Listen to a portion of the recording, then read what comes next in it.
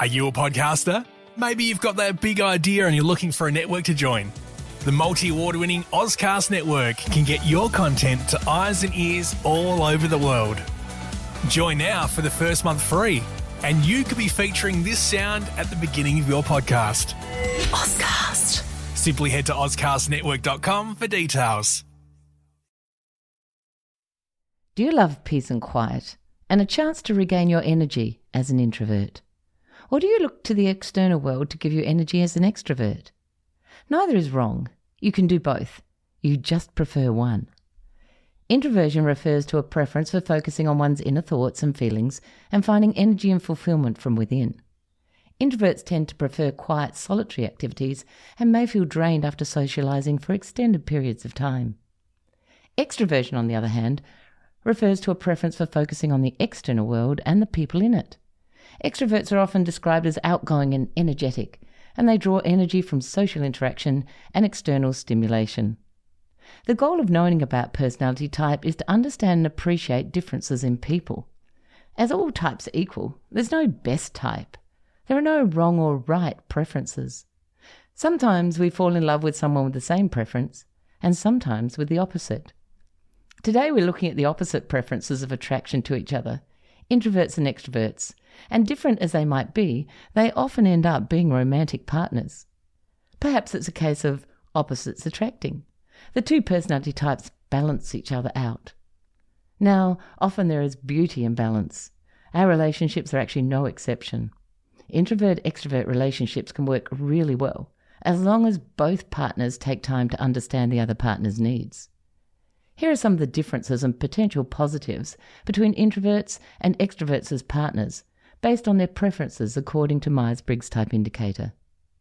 Let's take a look at some of the joys and frustrations of introvert and extrovert couples. Extroverts can help bring introverts out of their shell and introduce them to new social occasions, while introverts can provide calming influence on the extroverts and help them to reflect on their thoughts and feelings. Extroverts can encourage introverts to express themselves more openly and directly, while introverts can help extroverts listen more carefully and process information more deeply. Extroverts generally enjoy socializing and being the center of attention, while introverts tend to prefer quieter, more solitary activities. Extroverts tend to enjoy processing information externally, while introverts prefer to process internally.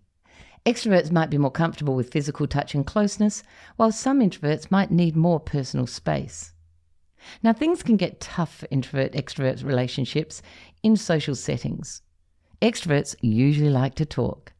They talk about sport, current activities, hobbies, work, kids, home improvements, buried treasure, cookie recipes, 80s rock ballads, you name it. Anytime, any place. Now, the extrovert might want to mingle around the room and talk to everybody. This might seem foreign to an introvert. An introverted friend of mine once told me he'd rather poke his own eyes out than listen to some stranger or vague acquaintance talk about what they did on the weekend. The introvert might want to sit down and just talk to a few people. Now, when they're deserted by the extrovert in a social setting, they can often feel abandoned and frustrated. And in this frustration, introverts are often more apt to overthink and overanalyze every word, action, and emotion behind that action. So sometimes on the way home, there can be an argument in the car or a few days later about the introvert feeling deserted and left alone and the extrovert being the party pony. In arguments like this, the extrovert would like to get over it and not waste too much time ruminating. When it's over, they're done. But an introverted friend of mine said, sadly for the extrovert, introverts are never truly done until they actually say it, that they are done. So if you're an extrovert and you're trying to clear the air with an introvert, accept that there may still be some discussion later, when they've finished thinking and analysing through the situation. Extroverts can tend to talk over the top of the introvert and not give them time to formulate their answers. So if this is you, listen, and listen again.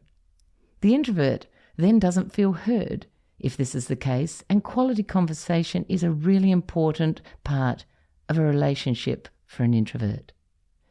With understanding and compromise, introverts and extroverts can find a way to balance their need for personal space and closeness in a relationship. Overall, while introverts and extroverts may have some differences in how they approach socializing, communication, and personal space, these differences can complement each other in a relationship and help each partner grow and learn from each other. I'm Kate Mason, and welcome to Parenting and Personalities. This is the podcast that connects you to the ones you care about the most.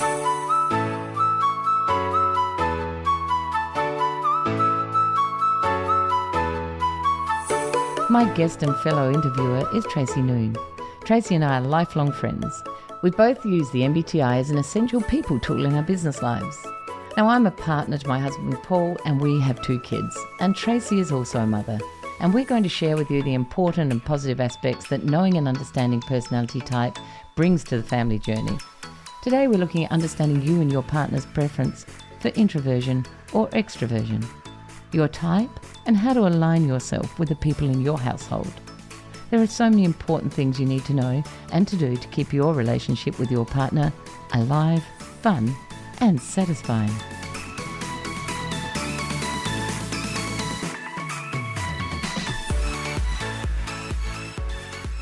Hi Trace, welcome to the show. Thanks, Kate. It's great to be here again. Now today what we're going to do is we're going to look at introverted and extroverted partners. Okay, life partners, I'm kind of thinking. Some don't last for life, but, the ones that you're initially attracted to. And introverted and extroverted people often attract each other. Introverted do, but I've rarely found extroverted couples in any of my workshops, which I find to be an interesting thing, and I'd love to know if anyone can change that for me, but it's really interesting. So when we meet someone, an extrovert or an introvert, what's the initial attraction? Now, I know that you've had introverted partners and extroverted partners. I've always had introverted. So tell me, what's your attraction with the opposite? Wow. Well, I'm a bit of a slow burn on relationships. So for me, there's nothing instantaneous. It's sort of what's the vibe? How does it develop? And that goes with either an introvert or an extrovert. I would say that the attraction with and it really, probably it's been more introverts. I sound like a million relationships. That many? Whatever.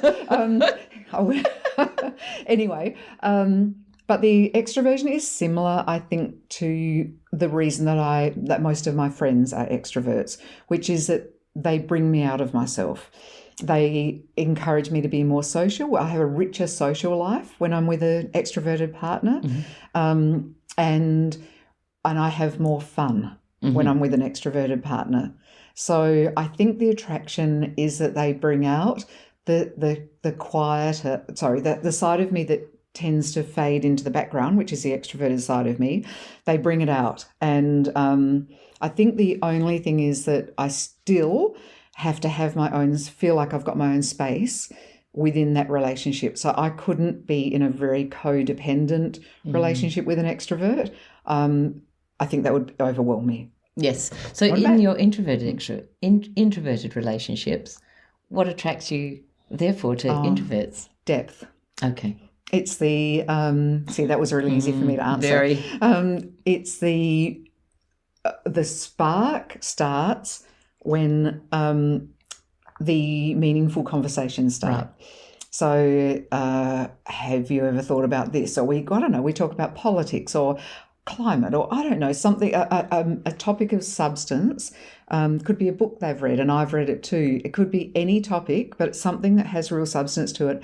And I go, oh, you get me. It's at a deeper level. We get each other. We're at that deeper level. Yes. And then suddenly I find myself leaning into the attraction to that person. What about you?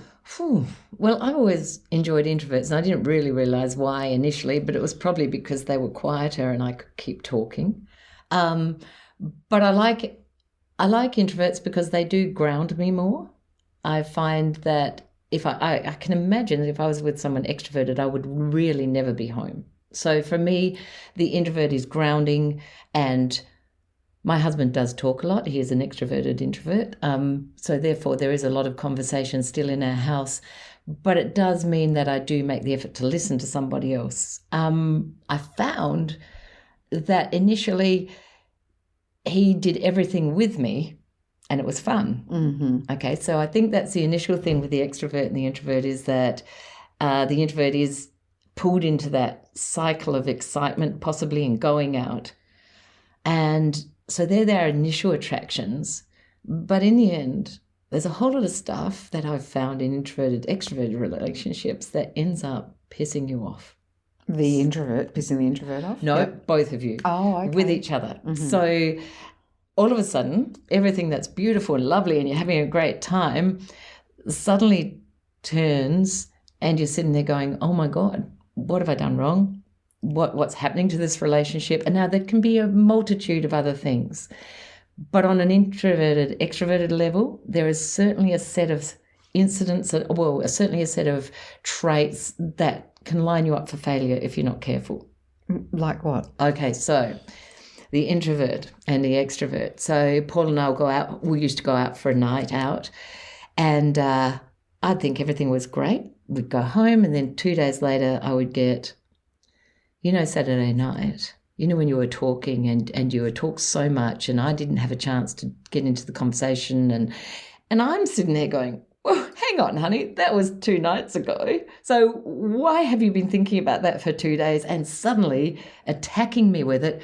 When we got home that night, everything was fine. You didn't talk about it then, so what's your issue? Not understanding that he had to take time, process it. For me, it felt like an attack every time it came up. I totally get that. And I feel for both of you, because being an introvert, I do the same thing. Right.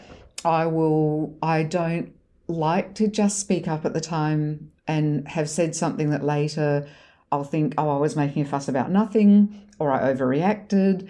And so I want to process the fact that, I don't know, I got angry or I got hurt or I got irritated or whatever was the negative feeling. I want to process that, consider whether that's fair, and then raise it if I think it was fair. So I want that processing time.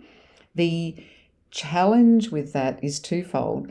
Firstly, I can hang on to a resentment for way too long without actually voicing it. And therefore, the second thing, which is that by the time I say something, I'll actually overstate how badly I feel about it. So I've wound myself up. Yes. And one of the lovely things about being with an extrovert who's got the experience of being with an introvert is that they'll help you to process things more as you go. And it's fair. That's fair. It's actually not fair on the extrovert to bottle that stuff up. I get that. However, I need processing time. So it's a balance somewhere in the middle, I think. So I understand. So how did it feel in two introvert relationship when both of you are sitting on a time bomb and somebody doesn't say anything? It's really dangerous. And one of my relationships ended after like 11 years. And to this day, I don't know why it ended, because they never did speak. Oh, that must be so hard. It was really hard. And so that's when it's taken to an extreme. That's not fair to the other person. And I think it's much more likely to happen in an introvert relationship, because it's possible. The silence is lovely, the deep conversations are lovely, but the things that should be spoken about that are left unspoken are a real minefield, I think.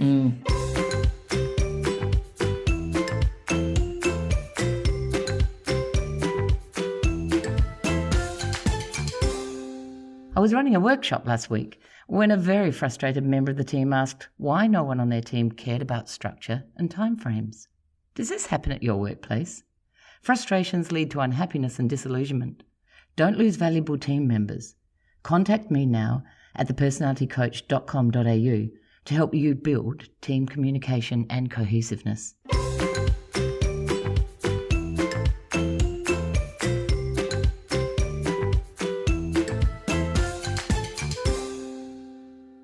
The same thing happened for my parents. There's two introverts as well. Nothing was ever spoken about. And when their marriage came apart, it was just such a shock for everyone because nothing was ever spoken about. So I do really think that. And I think it's important, like, to me, two introverts get along really well as long as they are communicating. An introvert and an extrovert struggle, but if they know and understand each other, they're actually not a bad combination. The other thing that happened for me is that I would pack 5 or 6 things in on a weekend, and by the time we got to the 3rd or 4th, we would have had a huge fight. Paul would have stormed off, or he would have cancelled the event or told me I could go by myself, and I would be really hurt and upset because these were our friends, and I'd made all this effort to meet them, until I found out that I was overwhelming Paul, and he couldn't actually handle that many outings in a weekend, and he was stressed. Never gave it any thought at the time. I was young, he was young, we were just going out. So I'm talking about until I was 28, 29, I had no idea about introversion, extroversion. We would have arguments every weekend because I would overdo the social life. Yeah. Once we'd worked through it and worked it out, we go out once a weekend. Twice if Paul's up for it, and if not, I go out with my own friends, and we have a great understanding around that because we've worked it out. But for those people out there that are not working it out, you know, that are sitting there in a fight, and I'm sure it happens in couples like that, of too much going out and overwhelming for the introvert and not enough for the extrovert, really important factor in our relationship. Yeah, it is really important, and another couple of my friends who are, one's a really strong introvert and the other's an extrovert, they've kind of reached a point in their marriage where she just goes out. Right. She just does. She has all this. They've got all the same friends, but he doesn't want. It's really exhausting for him to go out at all. So every now and again they go out together, but most of the time she goes out on her own. And I think, again, that can work as long as each of you is genuinely okay with that. If one of you is actually harbouring resentment, I have to go out all the time on my own and he never comes and I'm embarrassed with our friends, or she's forever going out without me and she doesn't care enough about me to come and spend time with me. If one of you is holding on to that, then that's not good for the marriage. But they've, I think, as best as I can see, kind of sorted that out to where they've said, this is the best thing for our marriage, so we'll happily do this. I think the other thing, Kate, that I observe about your marriage, which this is not new because I've said this to you many times, that I really admire is that you and Paul clear the air all the time. So you don't allow him to hang on to his introverted resentments, and equally he ensures that his views are heard. So both of you do that, and I think from the outside that appears to be one of the reasons that your marriage is so successful. Thank you. That's a lovely comment, and it is true. And this is the reason I've got a podcast that I'd love to include personalities around, is because at 26 I read a book called Personality Plus, which changed my life, and Tracy's read it as well. And if I didn't have this knowledge, we're sitting here at, how old am I now? We're sitting here at 41 years of knowing each other, Paul and I, married for 37, 38 years. And yes, I still do really like him and I love him. But I do believe that if I didn't know all of this stuff about each other, then we wouldn't be here. That's why I see the impact of this, because we were pissed off with each other at 26. Yeah. So, the relationship wouldn't have lasted much longer than that. Sorry, Paul, he doesn't like, he'd hate to hear that. But it's just that that's why I think this kind of information is so important, and it's such an important tool for people in their relationships, It's that fundamental thing of valuing difference instead of believing that you're right and the other person needs to change to be more like you. Yes. The people that go into relationships thinking, oh, well, I'll fix that. Nah, it ain't going to happen. In fact, it's about the worst thing that you can think, because the other person will just dig their heels in. That's right. In one of my earlier podcasts, I talk about the falling in love process, where you do anything and everything for the person that you're in love with, and then somewhere along the line that just cuts out. And then you actually have to sit there and go, do I actually really like this person? That love and lust has gone, and you have to, do I really like them? And am I going to accept them the way they are? Because ultimately nobody changes anybody. We are who we are. And like you say, it's just about understanding. The only person who can change us is ourselves. Exactly right. And even that's really hard work. So in that terms of, putting yourself in someone else's shoes is kind of a really hard thing to do, to view the world through someone else's lens of what they see and what they hear. And I'm constantly saying to my kids, well, just imagine how it feels for them. Just imagine what circumstance they might be in right now. How do you know that they're not unhappy in the background? How do you know that something hasn't gone wrong with their day? And just thinking about it from someone else's angle. But it does make it easier for me because I'm not a logical thinker. Logical thinkers have a very different thought process, and you and I'll get into that in another podcast. But knowing that you're not always right, even though you like to think you are, is one of the most important things that we can realise, So, yeah. So what do you see as really important in an introverted role and an extrovert-introvert relationship for saving that relationship if it's on its way down? If someone's listening and they're at the stage where they just actually can't stand what's happening and they realise that it is to do with all these differences. Well, you're not asking an expert here. I'm not asking an expert. I'm just asking your experience, in your introverted one that went down, what would have been the saviour of that?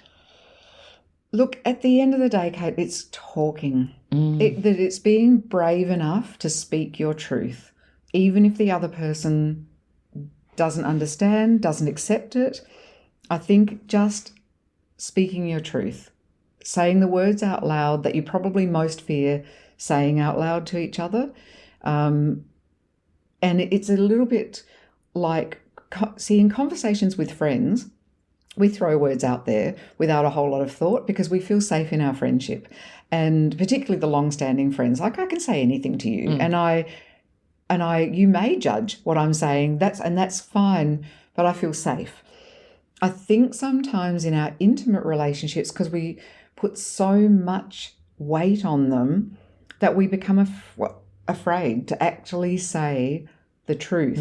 Because what if they don't love me anymore? What if they reject who I am? What if I'm not actually sure what the fear really is, but somehow, or maybe I've tried saying it 5 different ways and it hasn't landed yet. So I'm not sure, but I feel that the answer lies somewhere in feeling that your point of view is valid, and then also in holding space and truly listening to the other person when they have a point of view that doesn't gel with yours. I think somewhere in there. I agree. I think talking is one of the most important, it is the most important thing, because how do you know what else is in somebody's head? How do you know how they think and feel? But like you say, I think talking and listening, because if you can't listen to someone without deflecting or being resentful or feeling like you're being picked on, and actually sitting and listening and hearing what they have to say and taking it on board and being prepared to make a change or being prepared to look at it the way they're looking at it, then you're not going to make any headway. Because I agree with you. I think you have to be able to bare your soul and have the other person listen properly. And I think with that, you have to then give each other time for reflection and to continue the conversation. Because I know, for example, that when I receive feedback from an intimate partner, my first reaction is going to be to defend myself. Yep.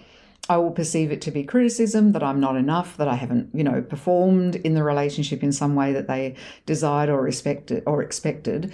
And so I'll need time to go away, lick my wounds, reflect on what they said, get over my own ego and find what's important that they're saying behind that, particularly if the words are spoken in anger, then you just need time to think about it. Then I'm really capable of going back and having a follow-up conversation to say, okay, I've thought about all of that. This is what I feel was fair. This is what I think was unfair. And this is why I think it was unfair. And on reflection, how about we try this going forward or whatever? But if we try to start and finish the conversation in one hit, at least with me, it might not go very well, because once I'm triggered, once I'm on the defensive, it's hard for me to calmly and rationally think things through. I need that. I need to sleep on it. No, I think that's a really great thought, because I think that is actually true. It is true, because if you just have an argument, because that is your mechanism, is to go straight into defence. You're saving yourself, aren't you? You're looking after yourself and whatever is happening. You feel like someone's picking on you. So I think that's a really great point to take out of this, is that if you allow yourselves time to sit back, lick your wounds, have a think about what the other person said, then I think that is the way out of it. And I think that we do that a lot of the time. What we've worked out in our relationship is, because I speak before I think, whenever Paul proposes something which might be business or complains or does, I say to him, let me think about it, because I say to him, I know I'm only going to can your idea, because my first thing is, oh, no, you can't do that. Oh, we were, and it's like, so now I say to him, ignore what I say. If I do say it, just ignore that. Let me go away and think about it. So different from the introverted thinking, mine is that it comes out straight away without thought as well. So really I haven't really thought about my answer, and I need to go away and think about it, because I'm a bit of a doomsday. I'm a bit of a killer of ideas until I've gone away and thought about them. So I do, very valid. So I think that what we need to do is sit, listen, go away, reflect, and come back to the field, especially in a relationship, where you're usually with the person you love the most and you're really trying to work things out. Yes. And it's really sad, because I think a lot of the time, without working on things, you sometimes lose the most important person of your life, because you haven't sat down and had those discussions, and you haven't learned how to listen, and you haven't learned who you're actually dealing with. So, agreed. On that note, thank you for being with me today. And if anyone's introverted or extroverted and you're listening, it'd be really important to go online. Everywhere, all across the internet, is information about Myers-Briggs type indicator and the introvert and the extrovert and all of the other preferences, and learn something about yourself. Absolutely.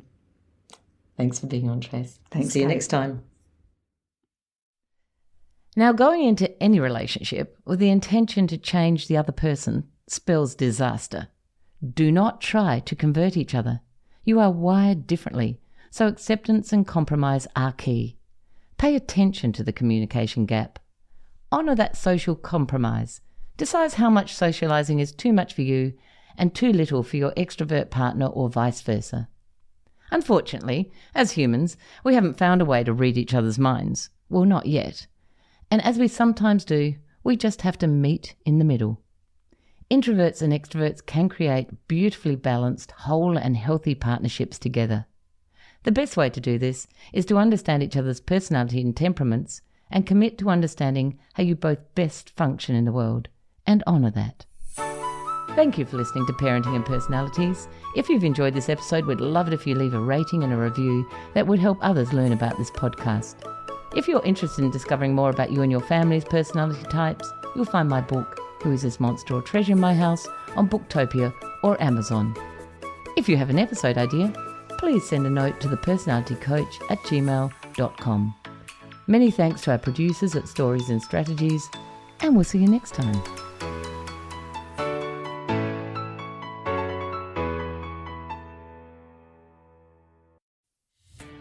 Are you a podcaster? Maybe you've got that big idea and you're looking for a network to join. The multi-award-winning Ozcast network can get your content to eyes and ears all over the world. Join now for the first month free, and you could be featuring this sound at the beginning of your podcast. Ozcast. Simply head to ozcastnetwork.com for details.